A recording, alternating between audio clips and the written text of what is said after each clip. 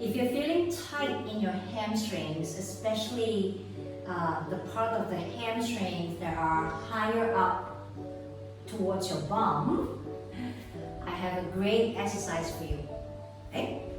You start with standing with the legs hip width apart, and one leg step in front of you on your heel, and you hinge forward here at the hips to bring your bum back and your body slightly leaning forward towards the floor. Okay? So we're not looking at this much of range, not at all.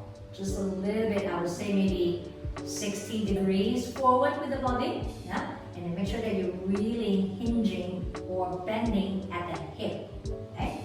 So what you're gonna do now is very simple movement with the arms swinging back and forth and back and forth and back and forth. Okay? I'm very close to my floor here, so I hope you can see what I do, because I'm trying to, well, of course you can see what I do, but I'm trying to not hit the wall so much with my arms and my arm, and I go back and forth with my arms here. Okay? And then you swing your arms from side to side. Okay? Side to side.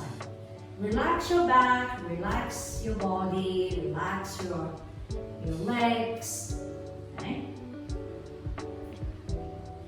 Okay, and then you will swing your body from side to side as you move your arms from side to side. Okay? This is a little bit more challenging in terms of balance. Okay?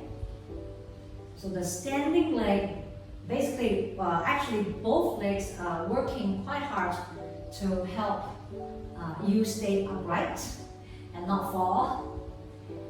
Okay, good. And now we'll do a test before we move on to the next, the second leg, is that we bend forward. Okay?